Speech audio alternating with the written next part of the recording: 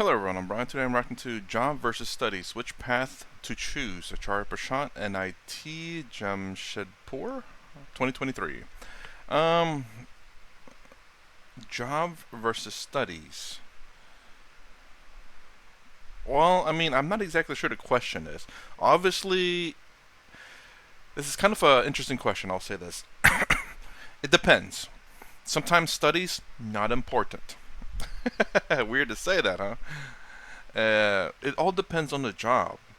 You look in the United States right now, everyone's trying to get into college to get a degree. But the problem is, what is that degree on? Is it going to get you a job, or are you going to be in debt?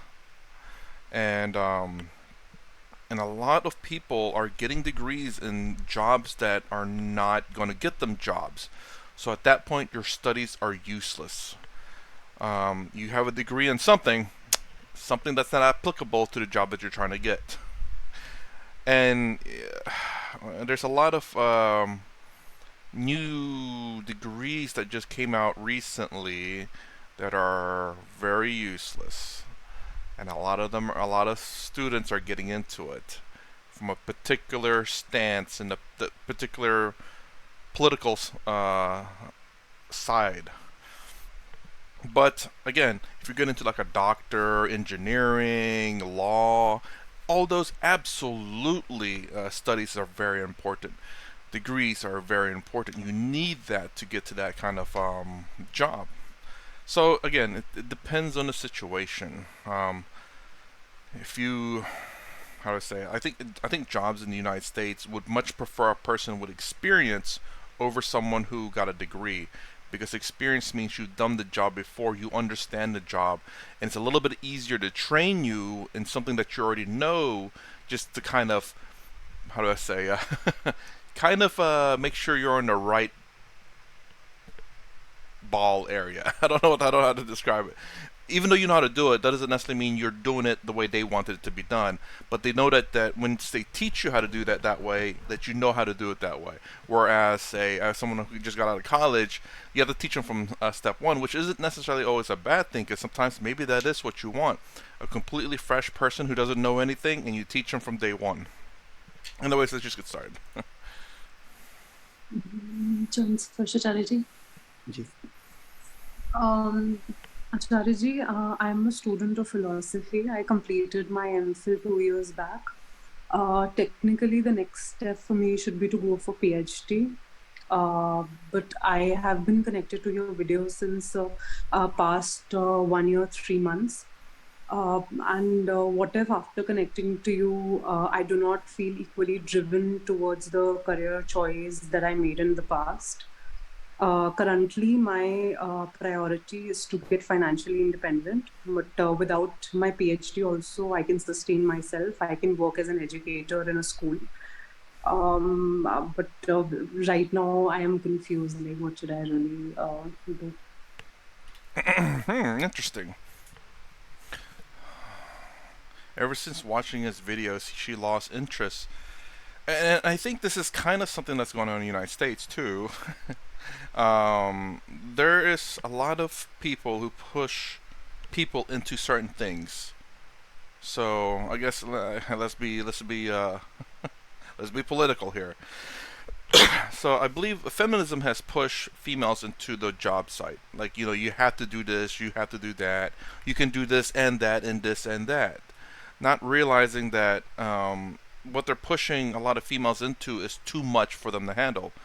It's not to say that men can handle it too, not at all. That's the reason why, how do I say this? There's a reason why we kind of find partners in life to complement us, where we help each other out. We cannot handle like everything. So I guess an example would be, generally speaking, females do want to have a family, but them having a family and trying to be financially stable at the same time without a partner is going to be very difficult. It is super difficult and very bad for the child. But this is what feminism kind of pushes, the more current way of feminism, I guess. That the saying that women can do everything, anything. But the problem is that they're unhappy because they end up putting their child in daycare, so they don't get to see their child very much, and they're sitting there working long hours to be able to provide, shelter, food, and water, for themselves and the child. And the same thing goes for a man too. It's not great to have a single parent family. And it's very difficult to raise a child and to have a job, regardless of your gender.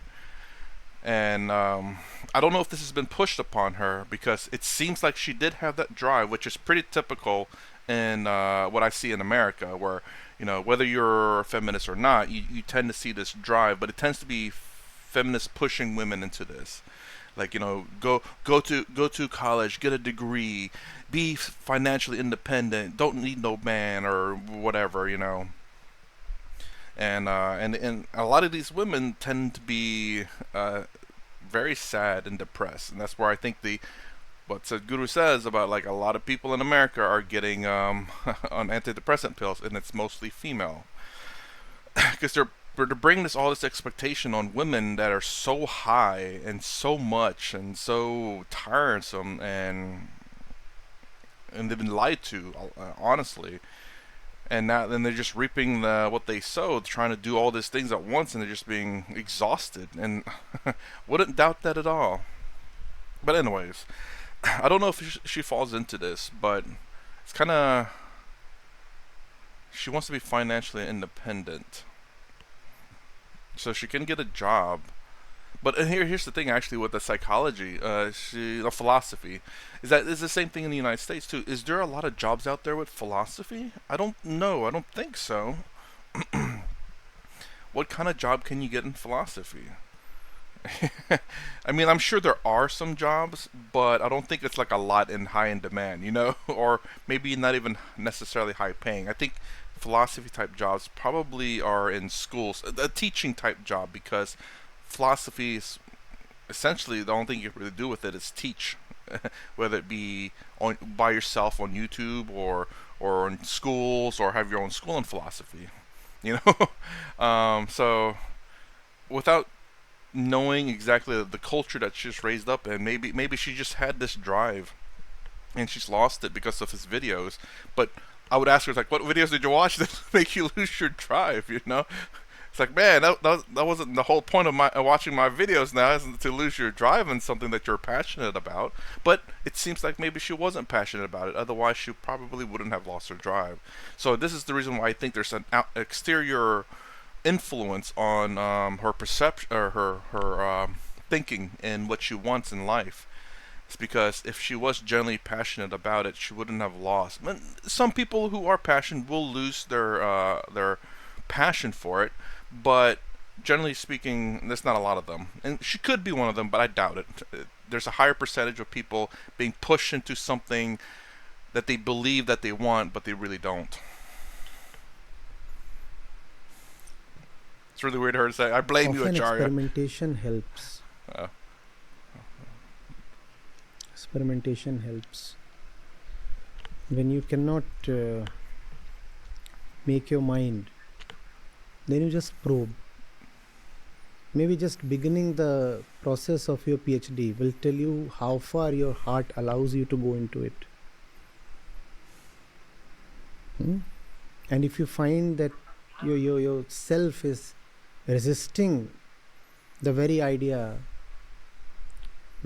even the initial steps, then you will realize that you will not be able to stay in next 3 or 5 years there. Equally, you should explore the other side where you said you could work as an educator in some educational institution. Explore that as well. I do wonder, actually. Sorry, I wanted to add this. That even being financially independent is something that she's also being pushed into. Like, you see a lot.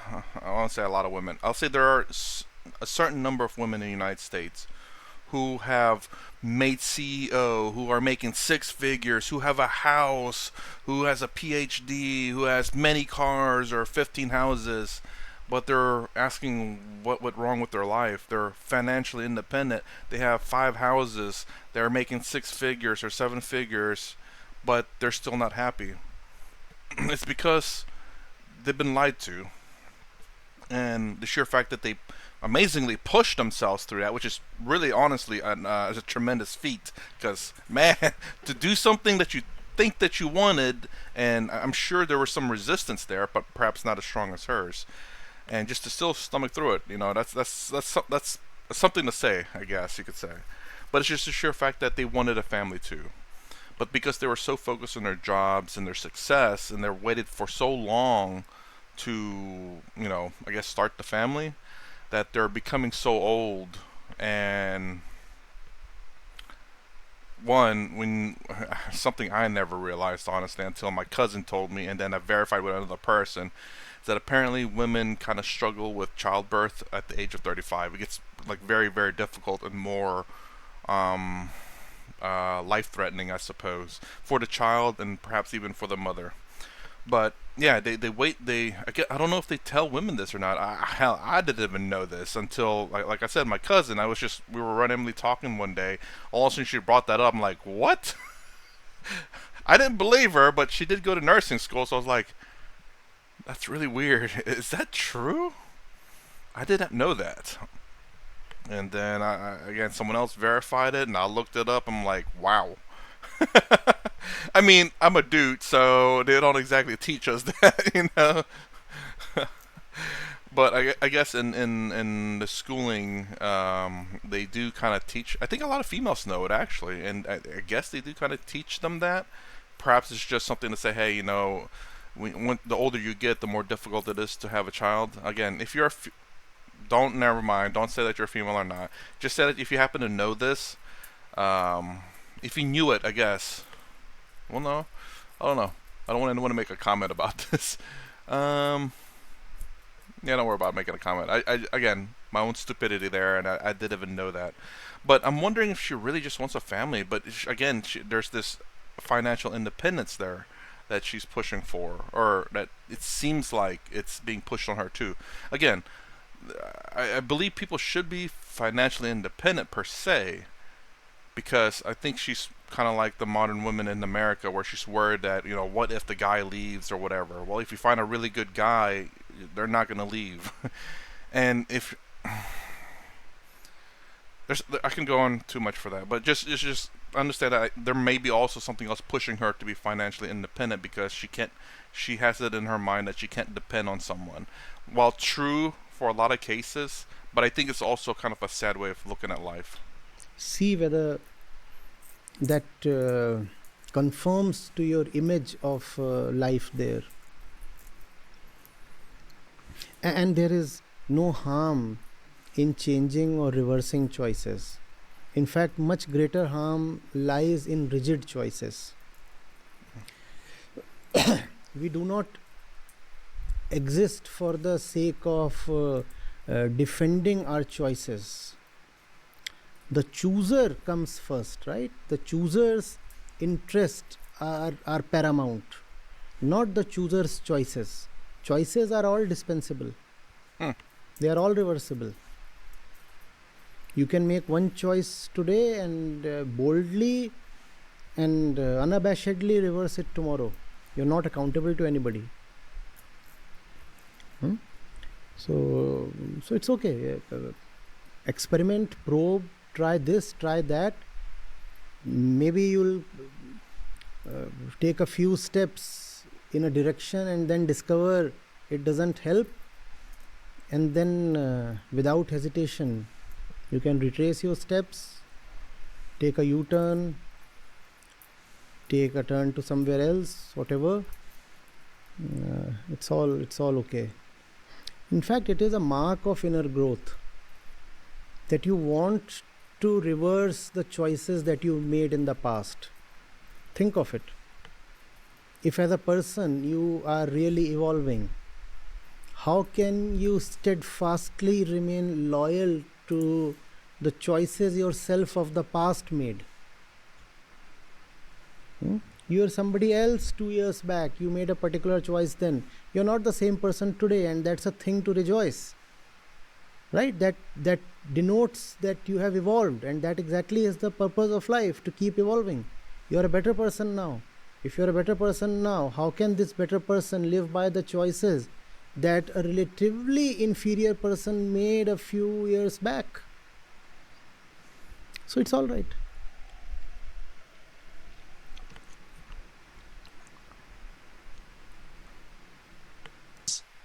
Yeah, so I was preparing for the entrance, but there is certain sort of a resistance, and but at the same time, I've attached certain sort of a value to a degree or something, and all those the past education and everything has helped me evolve.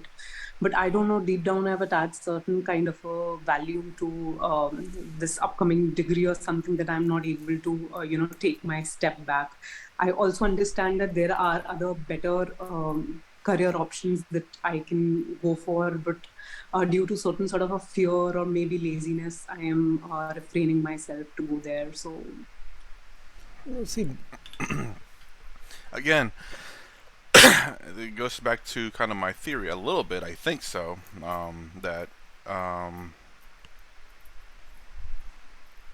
she's she like I think it's more like a societal thing, where I mean even even myself, and even back a few, well, more than a few years, maybe almost a decade, maybe actually more than a decade probably, that I saw a degree as something extremely valuable, something that I think everyone needs to have, because you need a degree to get a job. But that's not the case. There are certain jobs that you need a degree in, absolutely, and which those cases are, pursue it, get it. But there are jobs out there that don't need a degree. But there are a different kind of schooling for that. At least in the United States, there is. I forget what kind of schooling they're called, but they're essentially a schooling that teaches you how to do something, literally doing the job that you're supposed to do. They're teaching you how to do the actual job that you're going to do. So welding is a great example where you'll go to school for welding and you will sit there and weld. They'll teach you different welding techniques, what to do, what not to do, what happens if you catch fire. I don't know. I'm guessing they'll teach you that. But, they'll literally teach you what you need to do. So when you go into the job, they don't have to train you. You know how to do it. They'll kind of still teach you just in case, the school missed something, but generally speaking, you'll know what to do. Whereas whenever you get a degree, you have an idea what you're supposed to do, because sometimes you have no practice in your degree. You have theories and what theories and statements and theorems and whatever else for your degree, but no practical practice. You didn't. If you're studying to be a lawyer, you didn't go to defend someone in law. I mean, in like at the court. Maybe you did go there and shadow someone. That's a pretty good, not exactly a direct, how to say, direct training per se. It's a secondhand training, but still really good. Probably the best you can get, honestly, in something like that. But like again, welding being one where you get actual experience doing what you're supposed to do. Whereas a lawyer, you can't do that because you're still learning. So you kind of shadow someone to get the idea of what you're supposed to do because. And then even whenever you get the job, actually someone's right behind you until you're really prepared on your own. Man, I said a lot there. But yes, and even then, she says that she kind of has a little bit of fear of the other job. Again, it's this mental thing, and it's something that's dealt with us in society that you need to be financially independent. You need to be able to make enough money to survive, and and this is where she's saying like there's other jobs out there that I could take, but I don't know if I'm going to make enough. I don't know. I know PhD job will get me more money. She's really thinking about that. Now, I could be, bias or maybe I guess bias is a good word for it. That I don't know. I don't know if she really wants all of that. Maybe she wants to start a family, but she can't. She has this in her mind that she needs to be financially independent because she can't depend on anyone, which is generally sad. But at the same time, a pretty I'd say a decently valid reason too, because you generally don't know, and you kind of have to be financially independent until you can find someone that you trust, which is very hard. there would never be absolute clarity. That's not given to the normal consciousness to be absolutely clear. There would always be confusion, there would always be in betweenness, and then the only solution is experimentation. I understand Hesitation. there is a thing for having probably a doctor against your name. All that is okay, and all that cannot just fall down in a jiffy. But that extracts a price, does it not? So maybe enroll for the PhD program and see whether you are prepared to pay the price, bear the cost. Yeah, I was gonna say, like, it's kind of weird to suggest to say take the PhD program and see if you like it, because I don't know how much it is over wherever she goes to school at, whether it's free or whatever, you know. But in the United States, you generally have to pay for college.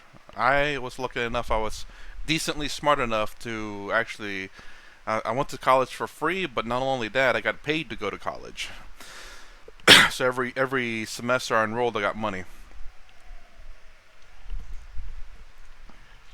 for going to college. A little bit of water flew out of my hand there.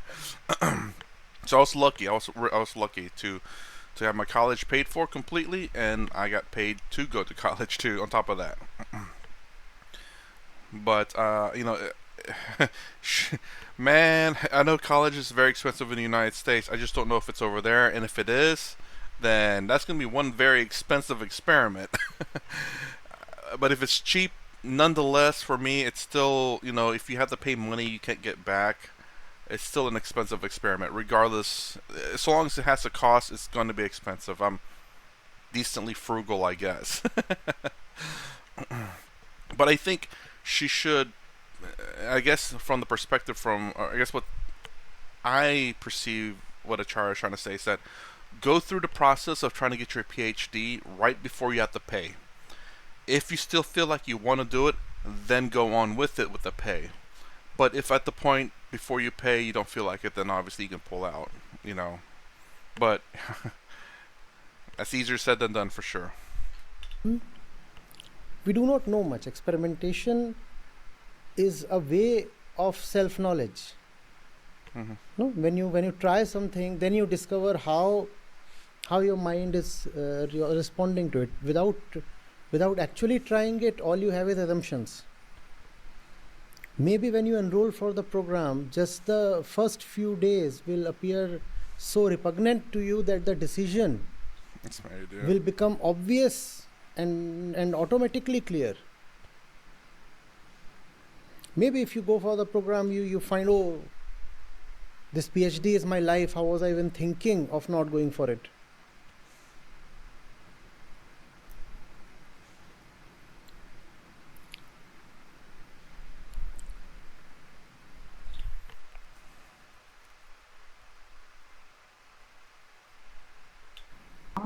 Yes, I think like after watching your videos, maybe I was trying to, because in your videos, there's always like what one should do, but at the same time, I am not at that stage to follow what you're saying. So I think experimentation is the Yes, key right now. of course. But whatever I say, I add a rider to it.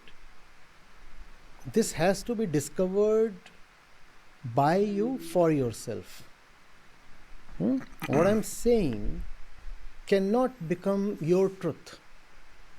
Truth is a very, very individual, a very intimate thing. So you have to dig it out from within for yourself. I am in some way imploring you just to do that. So try both these things out. Probably I think I know the way it will go, but let that be your own discovery. Okay, I remember what I'll pause for now. I like how the fact that he in terms of him speaking here, he was very general about what he speaks. He talks about exploration, which is a very good general thing to do. I was a bit more specific, especially adding a lot of assumptions there. Like I was hopefully clear that I was making a lot of assumptions. But the more knowledge you know about someone, generally, the more specific of an answer you can give. Um, I'm not sure. Like, again, I wish I knew what video that she watched. I would have asked that. Like, it's like, oh, I was watching your video, Brian, and you changed my mind. It's like, oh crap, what video did you watch? Are you sure that's a wife's decision? But um, yeah, I was like, again, with my, I struggle a little bit to be too general, because sometimes being too general is not really an answer. It's how do I say? It's just too general of an answer. A lot of people want to look for more specifics, but I think in this case, I was being a little bit too specific, and I think his generalization is actually specific enough because, again, regardless of what was, whether she was being fed lies from society and whatnot, where go get the job, go get the PhD, go make millions of money, focus on that, and maybe that wasn't the case. Maybe she just genuinely had a doubt on herself. No one told her anything other than to do what she wanted, and she thought maybe she wanted to get the PhD, but now she's having second thoughts. This generalization tackles both issues, or any issues that she's having, regardless of whether there was an outside influence or not, because the best thing is to experiment. And being that if you wanted a PhD, obviously go through with it and see if it is something that you actually want, or maybe getting the job is something that you want. But there's also a third option which she did not give, neither did Acharya. There is the fact that what if she wants to be a mother, wants to start a family. That's something that she never said, but it could be something in the back of her head. But because of the experiment, she might think of that, saying, maybe I want to be, a mother, a family woman. And with the experiment answer that he gave being so general, that it would include that too. Whereas mine are being very too specific, which could deter some people away. And again, making a lot of assumptions there, but that's what I do. I try to give as good of an answer as possible, along with some generalization. But I think that's very smart in this case, because it seems, I don't know. Again, I'm making a lot of assumptions on her. It seems like there is something there that's kind of it's kind of in the back of her head that she's not telling people. Again, making an assumption there, and I think the experiment idea will hopefully help her determine what is right for her. But at the same time, the time there is also, for example, I was at a stage wherein, the question of marriage was considered, and I was equally able to understand that, okay, that is something not for me. Oh, okay. So in this also, that this will lead to a lot of time wastage in my like moving towards Career. so that is maybe the fear कि बहुत ज़्यादा time waste हो जाएगा ये करते करते, and a lot of time will go. You have to get into these feelings. You have to ask yourself, what really is the meaning of wastage? What is this and what is that, and where do these stand in priority? You'll have to get into these things. Your own inner clarity has to be decided. Mm-hmm. These questions you must keep asking yourself. My words, my videos can at best help you ask the right questions. But the answer has to emerge from within.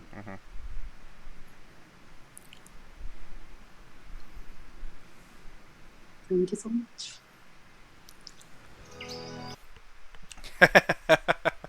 Well, she said no for sure, but I think maybe it's creeping up. Again, there's nothing like, I don't know, like I'm being slightly influenced from the Christian side of the Western world, and it's a very valid thing where to say that working and dying is a waste of life or a waste of time, because what do you achieve? It's almost nothing. I mean, sure, you work a 9 to 5 job, or you work corporate, you make 6 figures, but what's your legacy? You die, and then the next person takes your spot. And whereas if you have a child, you have a legacy. Your child, hopefully, you raised your child correctly. Hopefully, you raised that person to be the next whatever, the next best person in the world, the one that solves the world problems. I don't know. Whereas that's to me, in my opinion, like I guess the best legacy you can have outside of like solving freaking solving world problems is having a child. And of course raising a child right, not to be some demon, but to be just an amazing person. Really, it doesn't. The person, your child doesn't have to freaking solve world problems either. Just being a freaking decent human being and having a good life and having great friends and enjoying life around them. I think that's good enough. And this is the thing that I think women in the Western world are kind of struggling with. Just again, they're so focused on their jobs, they're waiting until they're financially independent, and and then by the time they get to that point, they're like 40 years old, and like, what happened with time? I haven't had a chance to start a family yet. Now I'm ready for it, but it's already too late, and that's kind of the thing. It's like I feel sorry for them, but at the same time, they did it to themselves. And again, this is something that the Christians or the right said, and it made sense to me. But again, it can be very dangerous. It's the fact that if you have a child when you're younger, like say 18, 19, 20, 21, in your younger years, say it takes 18 years to raise a child. Say you did it at 20. So you'll be at 38. Then at 38, you can starting your career. You have 38 until you retire. 30 years to do your career after that. You already have a family too. And then whenever you're on your job, or you can take vacation time to go hang out with your son and your grandchild. You don't have to worry about, oh, did my life pass me up, or I can focus on my job. I have the family that I want. I've raised them really well. I can now focus on my job without any distractions. Of course, unless your child gets hurt, then a little bit of a distraction there, but you can actually focus on your job. Of course, there's always the fear that you become a single parent at a young age because you had a child at a young age. So again, I'm I'm like positives and negatives. You have to understand the risk both ways. You wait too long, you may not have a family, you may not find the right person, you may settle and be upset and become a single parent later on in life. But at least you're financially stable, maybe. You can start early on and maybe become a single parent because you didn't find the right person, you didn't marry the right man or woman. Or maybe, an accident happens and you lose your significant other and you become a single parent that way, which is a genuinely sad way. Or maybe you get lucky, you find the right person, you have a successful life, you have kids when you're younger. That way, when you're a little bit older, once your kids are maybe teenagers, that you can start your career and work your way up corporate. And the same thing could be said when you focus on your career. Maybe you get it really young. Maybe you're 28 years old and you become the CEO of a company. But you got to look at probability and statistics a bit. It's unlikely that you become the CEO of something at very young. It does happen, yes, but it's not very common. Let's just leave it like that. And I'm looking at the time. I'm like, good lord, I talked a lot in this one. A lot of hopefully useful information. I'm not saying one thing or another because I understand that both probabilities are true. Starting young to get your career going and having a family is very possible later on, but I guess that is something that you could do until you find the right person to be with, you know. But then, what are you prioritizing, your job or the person? If you're prioritizing your job, then you're not going to find the right person because you're prioritizing the wrong thing. I sound like I'm a Debbie Downer. I'm like putting up a whole bunch of negative things, but these are realities that we have to understand. If you whatever you prioritize is going to be, you're going to be successful at. Generally speaking, if you prioritize your family, you will have a very successful family. If you prioritize finding a partner, you will, generally speaking, be successful at that. If you prioritize your job or your career, generally speaking, you'll be successful at that. You might not be able to make CEO or something, but you'll be successful at your job. but then everything else would be kind of lacking. Anyways, that's my my long spill on jobs versus studies, which path to choose. If you like my content, please consider subscribing, thumbs up, the sound down below. Thanks for watching. I'll see you in the next vid.